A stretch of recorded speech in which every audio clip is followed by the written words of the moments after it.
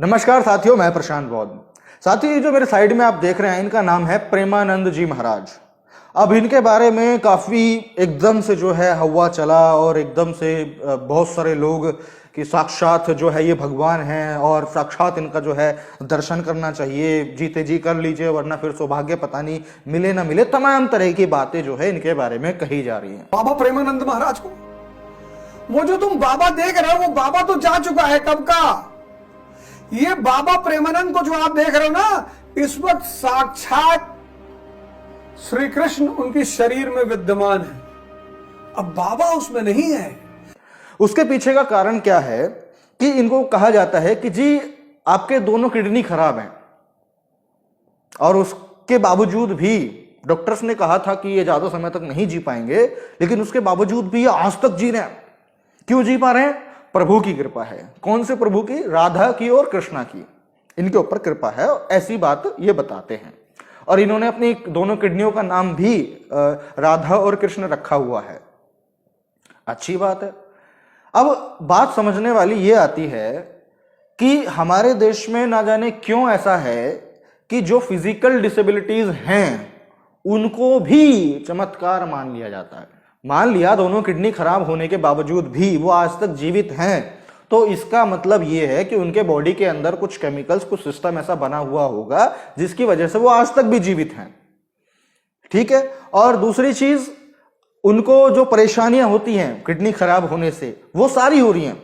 उनको सांस फूलने की तकलीफ है, उनको जो है चक्कर भी आते हैं, उनको बहुत सारी परहेज है। वो खुद ही बताते हैं इस बात को कि किडनी ना होने की वजह से जो चीजें लक्षण आते हैं वो सब मेरे को हैं। कि हमारा शरीर अस्वस्थ है, हमारी किडनी फेल है और उसके कारण कई तरह के कष्ट साथ रहते हैं। जैसे कोई भारी एसटी सीटर हो ना, तो दो चार लघुआ भगुआ उसके पास बले रहते हैं, उसके सहयोगी। ऐसे ये भारी किडनी करोगे ना, ये कोई दिन बख्शता नहीं है। कभी ये दर्द, कभी ये दर्द, कभी ये परेशानी, कभी वो परेशानी, क्योंकि बड़ा रोग है ना जैसे किडनी। लेकिन बस जी रहे हैं। किसकी कृपा से? उसकी कृपा से। और ये प्रवचन देते हैं, बहुत सारी कथा सुनाते हैं, सारी चीजें करते हैं। मैं इन पर ज्यादा वीडियो इसलिए नहीं बनाता क्योंकि मैं इनको 50-50 वाली कैटेगरी में रखता हूं। 50-50 वाली कैटेगरी में मतलब कि जो ये बातें बताते हैं उनमें से काफी सारी बातें अच्छी भी होती हैं, समाज के लिए बेहतरी के लिए होती हैं, लेकिन काफी सारी बातें ऐसी होती हैं जो कि बहुत बिलो द लाइन होती हैं।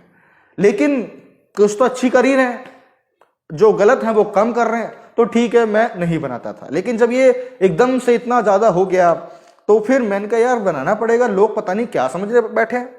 अब आप एक बात समझिए, इस देश में और विदेशों में भी कितने ऐसे लोग हैं जिनको अलग अलग फिजिकल चैलेंजेस हैं।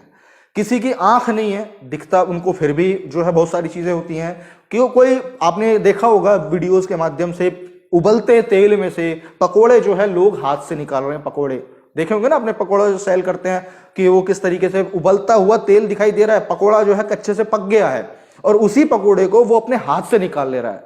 वो तेल को ऐसे डाल ले रहा है, ऐसे डाल ले रहा है, लेकिन फिर भी उसके हाथ को कुछ नहीं हो रहा। तो क्या कहोगे उस चीज को? उसमें भी भगवान है। वो तो अच्छा ये है कि वो मेहनतकश व्यक्ति है। क्या कितने सारे ऐसे लोग हैं जो आपने देखा होगा वीडियोस के माध्यम से ही, मान लिया सिगरेट पिया, सिगरेट का धुआं जो है अंदर ले लिया, लेने के बाद में उनसे आप कुछ भी बुलवा लो, कुछ भी खिला लो, पिला लो, खूब सांस निकलवा लो, सब कुछ करवा लो, लेकिन जब आप कहोगे कि अब निकाल, वो तुरंत उस टाइम पे निकाल देता है। उस टाइम पे धुआं निकल, तो वो क्या है? वो फिजिकल डिसेबिलिटीज तो एक चैलेंज है उसके अंदर, उसके साथ में वो अलग है। अलग है इसका मतलब ये नहीं है कि भगवान है, ईश्वर है या उसकी शक्ति है या कुछ भी ऐसा है। अमेरिकाज गॉट टैलेंट है, उसके अंदर में कितने लोग आते हैं जिनके अंदर में अलग अलग फिजिकल चैलेंजेस होते हैं, अलग अलग तरह की जो हरकतें हैं वो करके दिखाते हैं। So they are part of body, not आध्यात्म, नॉट ईश्वर। लेकिन इस देश में लोग भक्ति में इतना चूर, इतने मूर्ख, इतने इलॉजिकल हो चुके हैं कि उनको भगवान, ईश्वर, धर्म के नाम पर कुछ भी जोड़ के दे दो वो तुरंत मान लेंगे। अभी आप प्रेमानंद महाराज की एक बात सुनिए, उसके बाद फिर मैं बात करता हूं। क्या होता है, आप तो माँ है इसलिए शायद हमारी बात नहीं समझ पाएंगे। अब जैसे अब हम लोग ये देखकर दुखी होंगे ना कि यार इस बच्चे ने क्या पाप किया है, लेकिन सच्ची मानो मंगल भवन भगवान के दरबार में अन्याय नहीं। अगर इसका कर्म आपको टीवी में जैसे दिखाया जाता ना, वो अगर सामर्थ्य हो दिखा दे कि इस कर्म के परिणाम, तो आप कहोगे अवश्य अवश्य ऐसा ही होना चाहिए। बस भगवान कभी अमंगल नहीं करते। अभी अभी बच्चा रूप से दिखाई दे रहा है, पर प्रभु का ये पुरातन अंश है, ऐसी गलतियां होती हैं, उसका ये सब खेल है। अब ये माँ कैसे समझ सकती है? माँ को तो लगता है मेरा बच्चा है ना, कुछ ऐसा हो जाए कि ये ठीक हो जाए। बस नाम जप करो, भगवान के आश्रित रहो, इसका नाम मृत्युलोक है। यहाँ जो हम कर्म करते हैं वो सब संचित होते हैं, उसी के अनुसार नया शरीर मिलता है, और वो दंड या पुरस्कार मतलब सुख या दुख भोगना पड़ता है। इसीलिए इससे मुक्त होना अनिवार्य है। बताइए। अच्छा, आप सबसे पहले आप बताइए, मेरे बोलने से आप कमेंट कीजिए कि क्या महाराज जी ने ये बात सही बोली है या गलत बोली है। सबसे पहले आप कमेंट कीजिए, ठीक है। अभी आप एक बात देखिए, महाराज जी के पास में एक माँ आती है अपने बच्चे को लेकर के, बोलती है कि इसको कैंसर है, तो महाराज जी अपना उसको बताते हैं विचार कि भाई देखिए इसके पुराने जन्म के कुछ कर्म रहे होंगे, और अगर एलईडी की व्यवस्था होती तो भगवान जो है आपको एलईडी पे दिखाते कि देखो इस बच्चे ने कितने कुकर्म किए हैं, कितने सारी गलतियां करी हैं, इसलिए आज इसको जो है कैंसर मैंने दिया है इस जन्म में, और इसीलिए फिर आप भी कहोगी कि हाँ हाँ अच्छा इतने कर्म किए हैं तो ठीक है, इसको कैंसर, ठीक है, अच्छा किया आपने भगवान जी, इसको कैंसर दिया है। अभी मैं एक बात बोलूंगा ना, आप लोग खुद शॉक्ड हो जाओगे। हमें इन लोगों का ये फंडा ही समझ में नहीं आ रहा कि आखिरकार साला कर्म की सजा मिलती कब है। एक तो प्रावधान हमको जो प्राकृतिक है, जो सामाजिक है, वो हमको पता है कि आज मैंने चोरी किया तो कल को मुझे जेल हो सकती है, ठीक है, आज मैंने कोई कांड किया तो कल को मुझे सजा मिलेगी। एक तो हमारा जो सामाजिक और प्राकृतिक जो रूप है वो ये है। उसके बाद में ये कहते हैं कि जी अगर सजा यहां नहीं मिलती है, यहां कुछ नहीं करता है, तो आपको सजा मिलेगी, आपको स्वर्ग में या नरक में, अगर आपने कर्मकांड किए हैं जीवन में तो आपको वहां पे मिलेगा, ठीक है। उसके बाद में ओके, अब वहां पर हम जब गए हैं तो नरक लोक में हमको हमारे पापों का जो सजा है वो मिल गया ना, तो फिर तो अगला फ्रेश जन्म होना चाहिए, अगला जन्म तो फ्रेश होना चाहिए। तो हमने जो काम किए, कर्म कांड किए, उनका वहां फल मिल गया, तो अगला जो जीवन है वो फ्रेश जीवन होना चाहिए। लेकिन नहीं, अगले जीवन में भी अगर तुमने पैदा लिया है और तुम्हारे साथ कोई दिक्कत है तो साला पिछले जन्म के कुकर्मों का फल है। अरे जब बीच में हम धोके आ गए, धुल करके आ गए, तो फिर अब काहे का फल मिल रहा है? अब किस चीज की सजा मिल रही है? और अब फिर कहते हो कि भैया अगर फल मिला है तो भुगतना ही पड़ेगा। अगर भुगतना ही पड़ेगा तो फिर हम उन चीजों को माने ही क्यों? उन चीजों से लेना देना रखे ही क्यों? उन चीजों पर विश्वास रखे ही क्यों? ठीक है, जो होगा हो जाएगा, जो फल मिलेगा मिल जाएगा, जैसा जीवन मिलेगा काट लेंगे। तो जो चीज काटनी ही है, जिसका कोई प्रावधान ही नहीं है, तो उसके बारे में चिंतन करने का विषय ही नहीं है। लेकिन इन लोगों ने एक अलग ही गपोड़ ही किताब बना रखी है कि सजा वहां मिलेगी, वहां मिलेगी। अच्छा, उसके बाद में ये लोग क्या कहते हैं? ये लोग कहते हैं कि इंसान का जीवन 84 लाख योनियों से गुजरने के बाद मिलता है? अच्छा एक बात बताओ, यदि ये बच्चा पिछले जन्म में कुत्ता होगा तो इसने क्या ही कुकर्म कर लिए होंगे भाई? है बिना जबान के, बिना भाषा के, भाई जो कुत्तों का व्यवहार है, रहना सहना, वो तो सेम होता है सबका। तो इसने ऐसा पिछले जन्म में कुत्ता होगा, बिल्ली होगा, सुअर होगा, कुछ भी होगा, गधा घोड़ा होगा, इसने ऐसे कौन से पाप कर लिए कि इसको पैदा होते ही जो है कैंसर दे दिया? 84 लाख योनियों के बाद इंसान का जीवन मिलता है ना, इन्हीं लोगों का कहना है। मैं तो कुछ अपनी तरफ से कह नहीं रहा, लेकिन बस मान रहे हैं लोग, अरे हाँ जी जी अच्छा। और महाराज जी ने लास्ट में क्या बोला? बस भगवान के आश्रित रहो। ये तक भी नहीं बोला कि भैया इलाज कराने का कोशिश करो, पैसा नहीं है तो चलो ठीक है, लो पैसा, मैं अपनी संस्था से आपको कुछ पैसा दे देता हूं, आप जाकर के इसका इलाज कराओ, जितनी कोशिश हो सकती है कराओ। अगर कोशिश के बाद भी ठीक नहीं होता है तो ठीक है, फिर उसको एक्सेप्ट करना पड़ेगा कि हाँ भाई है तो है, मरेगा तो मरेगा, लेकिन कोशिश तो करो। महाराज जी ने वो कोशिश पे ही पानी फेर दिया। भगवान के आश्रित रहो, बस नाम जपो, ये करो, ये सही है, ये सही विचारधारा, ये सही आइडियोलॉजी, ये सही बात है। इस तरीके से देश चल जाएगा, इस तरीके से समाज चल जाएगा आगे, कि बस कोशिश भी मत करो, बस छोड़ दो उस पे, वो अपने आप देखेगा। अच्छा, अब दूसरी बात, महाराज जी ने कहा कि इसके पिछले जन्म के कुकर्मों के फल हैं, और यदि आप उनको देखोगी, अगर एलईडी पे दिखाएंगे तो भैया आप भी कहोगे कि हाँ हाँ मिलना चाहिए था इसको दंड, इसको कैंसर मिलना चाहिए था। तो महाराज जी, आपकी भी तो दोनों किडनी खराब हैं, आपको भी तो तमाम तरह की समस्याएं जो है आप जूझ रहे हो, तो वो क्या है? आपने भी पिछले जन्म में कुछ बहुत कुकर्म किए होंगे जिनकी सजा जो है अब आपको मिल रही है। तो अगर आपको पिछले जन्म में आपने इतने कुकर्म किए हैं तो फिर आप इतने इस जीवन में संत क्यों बन गए? फिर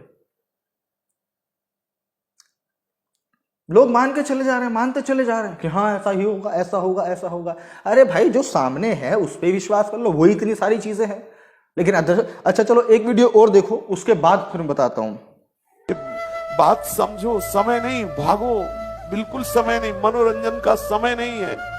वो आपको नहीं दिखाई दे रहा, आपको समझ में नहीं आ रहा। हृदय की पीड़ा युक्त बात करें, भागो।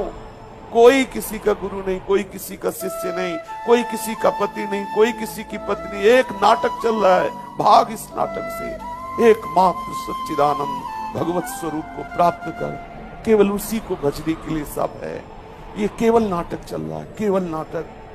किसी पे राजी मत हो, एकमात्र प्रभु के मिलन में ही आनंद आएगा, सुख आएगा। सब छोड़ो, भागो, केवल भागो, प्रभु के चरणों की तरफ भागो, वही तुम्हारी रक्षा करेंगे। आप बहुत भय में फंस चुके हैं, आपको नहीं दिखाई दे रहा। सुन लिया, बहुत सारी वीडियोस हैं, बहुत सारी बातें हैं। मैं नहीं लाता था सामने, मैंने कहा चलो ठीक है आप कर रहे हो, करते रहो। अब इन्होंने एक ऐसा इल्यूजन भक्ति भाव में, और ऊपर से ये एक म्यूजिक लगा हुआ है, बैकग्राउंड म्यूजिक बात के साथ में, तो और प्रभावित हो जाता है। तो लोगों के अंदर में वो हाय अच्छा ऐसा हो जाता है। अब महाराज जी ने यहाँ पर एकदम भावनाओं में बह करके, धर्म और इन सब चीजों को जोड़ करके कि अरे भागो, कुछ नहीं है, संसार मोह है, और कोई पति नहीं, कोई पत्नी नहीं, कोई बाप नहीं, कोई माँ नहीं, कोई ये नहीं, कोई वो नहीं, सब भागो, बस एक ही चीज है, ईश्वर को प्राप्त करना है, भगवान को प्राप्त करना है, सच्चिदानंद जी को प्राप्त करना है।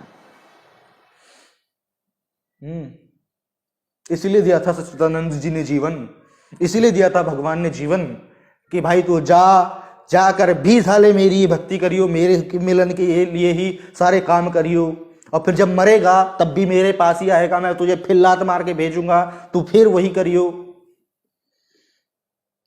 कैसे आप इन चीजों पर सोच सकते हो कि ये वो बस भगवान की भक्ति में लगे रहो, बस भगवान को पाने में लगे रहो, वही आनंद मिलेगा। पता नहीं कौन सा आनंद है भाई ये, जो भगवान को मिलने पे ही मिलेगा।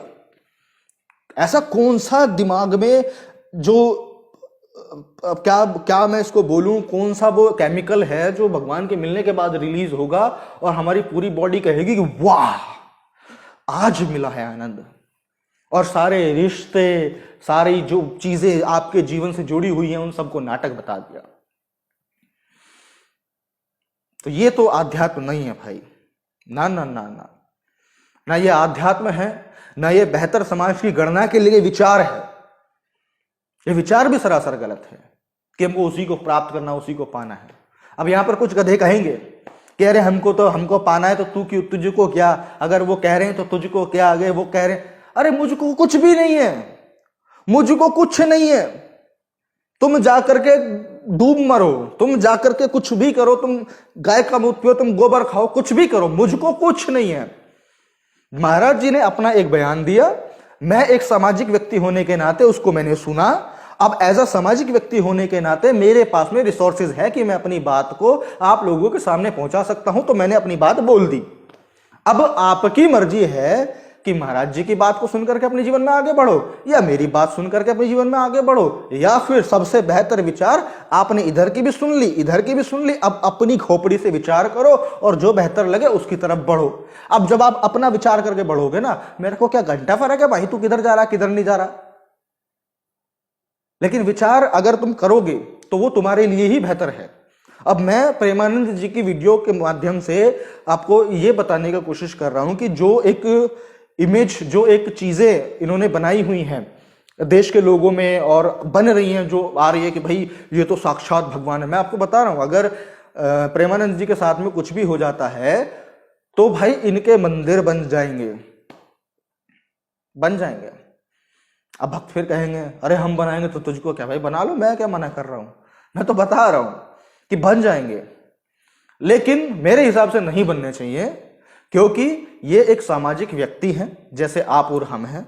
इन्होंने कहीं से कुछ ज्ञान लिया है, अपने अनुभवों से, कुछ पढ़ाई करके, कुछ भी करके, और ये उन अनुभवों को आपके साथ में साझा कर रहे हैं। अब उनमें से बहुत सारी बातें सही भी हैं, गलत भी हैं। जो सही है आप उनको लेकर के आगे बढ़ो, जो गलत है उनको छोड़ दो। अगर उनके बारे में लोगों को बता सकते हो कि भाई देखो ये बात गलत है और ये मुझे ऐसे गलत लगी, और आप भी एक बार इस पर विचार करके देख लो, अगर आपको गलत लगे तो फिर गलत छोड़ देना, और सही लगे तो मान करके फिर आगे बढ़ते रहना। तो वो चीज है। तो इसीलिए भैया विचार करने की बहुत ज्यादा जरूरत है। अपने दिमाग को शार्प बनाइए। ढोंग, पाखंड, अंधविश्वास और इस तरीके के डिल्यूजनल में मत फंसिए कि कोई एक अलग जो है दुनिया है और बस उसमें जो है आपको जाते जाना है और उसको प्राप्त करना है और बस वही करना है और कुछ नहीं करना, ना पढ़ाई लिखाई, ना समाज, ना माँ, ना बाप, ना भाई, ना। अरे भाई यही सब वास्तविकता है। इन्हीं सब में घुल मिल कर रहना है। अपने जीवन बनाओ, अपना जीवन जियो। जीवन के अनुभवों को ही जीवन कहा जाता है। जीवन का अनुभव ही जीवन कहलाता है। अगर जीवन में उतार चढ़ाव ना हो तो वो जीवन नहीं होता फिर। तो ठीक है साथियों, आप समझ गए होंगे कि मैं क्या बताना चाहता था और क्या सारी चीजें हैं आपके सब सामने हैं। मैं चाहता हूं कि आप लोग इस वीडियो को शेयर कीजिए ताकि देश के तमाम लोग भी इन बातों को देख पाए, समझ पाए, जान पाए। ठीक है साथियों, आप वीडियो को शेयर कीजिएगा। मैं प्रशांत बोध मिलता हूं आपसे अगली वीडियो में। तब तक के लिए बहुत बहुत शुक्रिया, धन्यवाद।